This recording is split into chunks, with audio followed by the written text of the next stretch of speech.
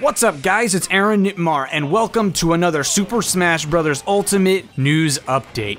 Today's news comes from the man, the myth, the legend himself, Smash director Masahiro Sakurai, who did an interview with the official Switch News channel, which is a news channel that you can subscribe to on your Nintendo Switch.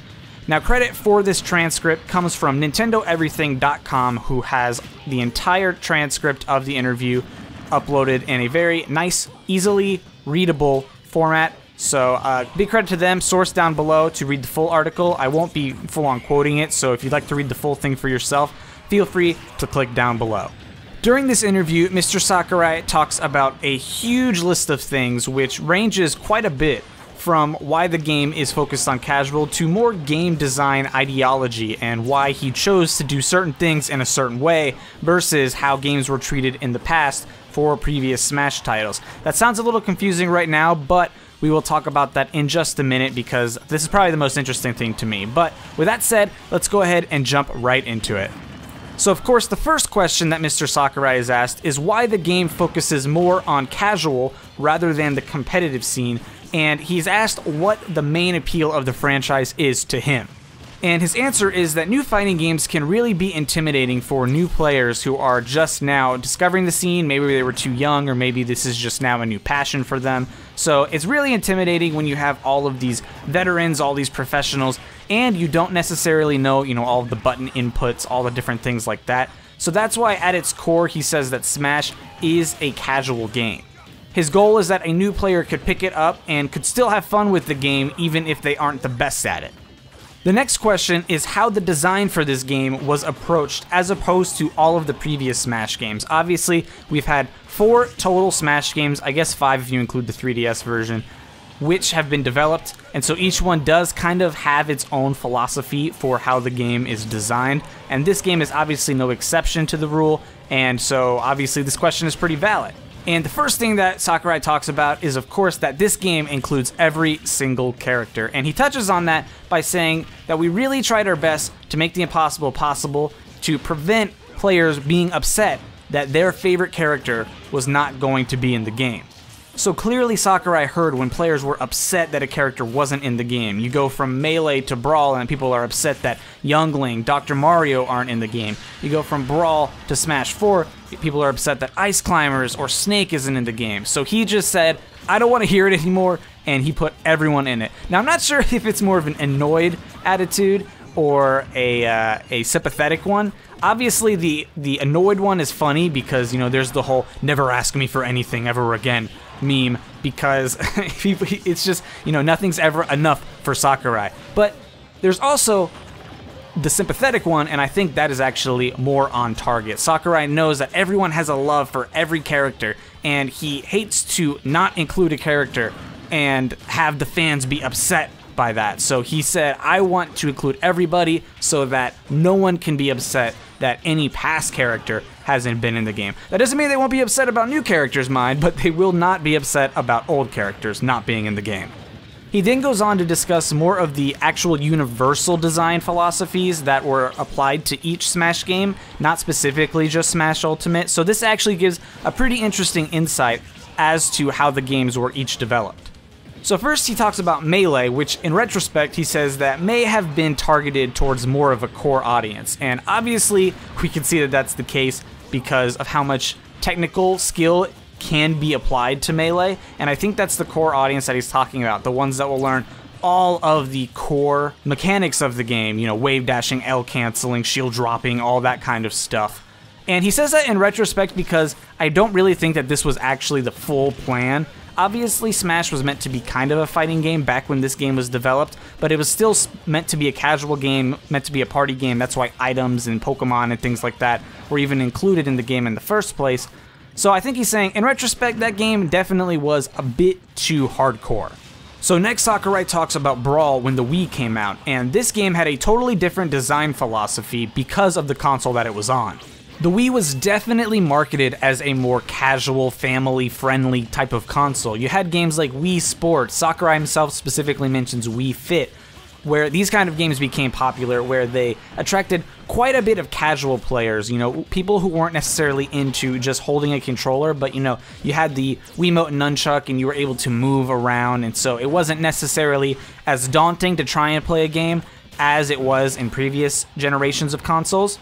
And with that, he wanted to design Brawl with a similar mindset. So they slowed down the speed a bit. He says a bit, but the speed was absolutely slowed down way more than just a bit. But he says that they slowed down the speed so that these new players would be able to enjoy the game and adjust to it well. He then mentions that the 3DS version was of course designed for a handheld and was on a small screen, so they needed to design a game which felt right on a portable system and looked good on such a small screen. He then compares this to the Switch version of the game, which isn't on a portable device, isn't small screen size, and isn't going to necessarily attract a ton of casual players like the Wii would. A lot of people who are going to play this game have already played video games before, or specifically have played Smash before, so he doesn't really need to set up a learning curve in the way that he did for Brawl.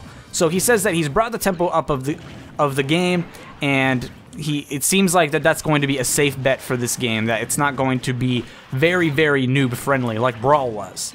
The interviewer then asks how Sakurai would describe the overall speed of the gameplay, and Sakurai gives a really interesting answer. He says that it's more the sense of tempo than it is speed, and I think this is a very, very fine distinction that is not something that I actually thought of before right now.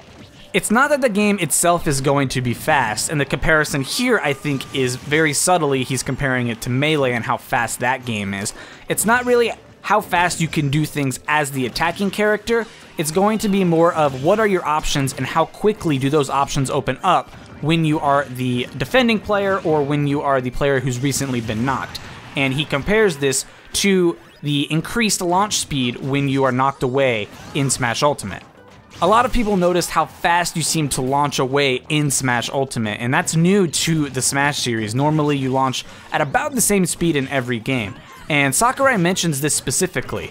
He says that by slightly reducing the time the fighter can't be controlled, aka when he's being launched away, they're aiming for a well-paced gameplay experience. So the player who's being attacked, who's being launched, doesn't feel like they don't really have options for as long because they can immediately get to where they're at and then figure out, okay, what can I do? Sakurai is next questioned about items and why they continue to design new items, what goes into that, and why items are such a big part of the franchise. And again, he compares this to a fighting game and is kind of drawing the comparison that Smash is not a fighting game. He says that in hardcore fighting games, it's usually just a given that the more skilled player is going to win because there's no random elements.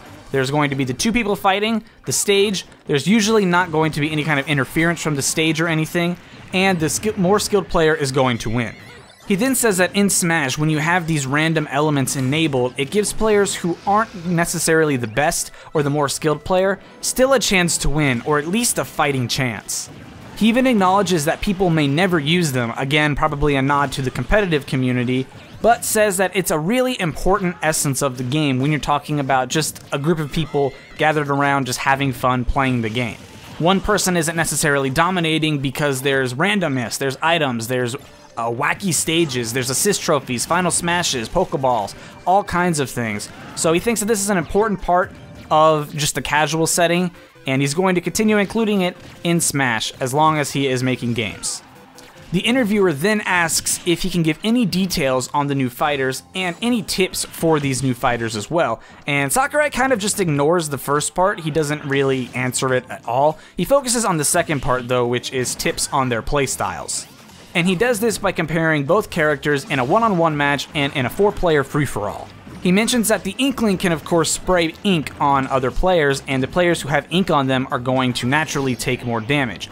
In a 4-player match, the players are actually going to want to pay attention to who has more ink on them, because then that could be sort of a focus target, whereas in a one-on-one, it's not really going to be important to keep an eye on because it's just a given that they're going to be covered in paint. The same thing applies for Ridley. Sakurai talks about his down B and how there's a sweet spot that will do massive damage if you can hit that.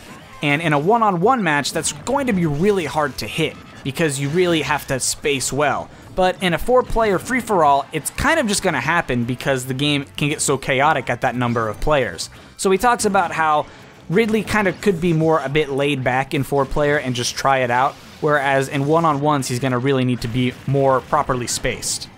The interviewer then asks about the new theatrical zoom that happens when a dramatic hit happens and the character goes flying for potentially a kill. And he asks what the idea behind that was and what the thinking was when developing that part of the game. First, Sakurai says that there's actually 2 different kinds of zooms, and they've been calling them special zoom and finish zoom. Special zoom happens when a special move deals a lot of damage, such as Captain Falcon's Falcon Punch, or I guess Ridley's Sweet Spot Down B. And then finish zoom happens with a flash of light when a hit against the last person in a stock match occurs, and it looks like it's going to end the match. Of course, it might not because of DI and different things like that, but it could, and that's what that finish zoom is going to indicate. But he mentions that in Smash, it's very likely that the characters are going to be incredibly small on the screen at any given time. Consider Temple from Melee, and you have 2 sets of 2 people fighting on opposite ends. Think about how small the characters are then. You get a big hit, and really it doesn't really feel like you got the big hit. So they added the theatrical zoom to allow for a sort of focus on this big hit, and it makes it feel a bit more satisfying when you go send an opponent and launch it. Sakurai does mention that this happens mostly in one-on-one matches, but that they do have it still enabled for more chaotic free-for-alls, and he says that there is still a bit of a strategy for when someone moves off the screen, and you have to keep track of your character while it's not on screen, so that's why it's kept in for other game modes. Sakurai is then questioned about the slowdown when you repeatedly do dodge rolls and why that was added to the game. And basically, Sakurai just says that it was a way to dissuade passive behavior. He talks about how in a time match, a fast character could really avoid being hit simply by running away from the character. And now obviously that's going to be a much more difficult task to try and prevent, and I don't think they're going to try it. But dodge rolls, of course, were something that were very, very abusable. So he just decided that this is one way that you can avoid being passive. It's kind of weird to say avoid being passive, but you're kind of preventing the player from just simply dodging over and over and over again and actually causing them to take more risks and not simply run away. Next is a question about the new control option where you press the jump and attack buttons at the same time and do an automatic short hop attack. And of course he's asked what was the thinking behind this and why is it in the game and how do you think players will use it. This was really interesting to me because he compares it to what has now been known as L canceling, but of course in this interview he doesn't call it that. He just simply says that you can press the R button to cancel your landing lag. And that of course was present in both Smash 64 and Super Smash Bros. Melee. He of course says that the more you actually include button combinations, the more it's going to intimidate or limit new players, and so that's why it was removed in future installments from Smash 64 and Melee. But by simplifying something that was previously difficult, such as the short hop attack where you had to sort of slide your thumb off of the jump button and then press an aerial, it's made a lot easier when you make it a button combination, and now it sort of evens the playing field for all players.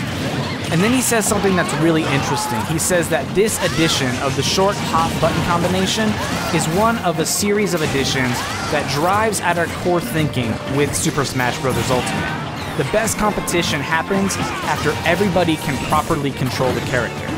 So obviously what he's saying here is an increase in technicality with the controller, an increase in button combinations, limits players from being the same as their opponent. By adding these simple button combinations, he's making it so everybody has the same options available to them, has the same button combinations, while still not making it an incredibly technical game.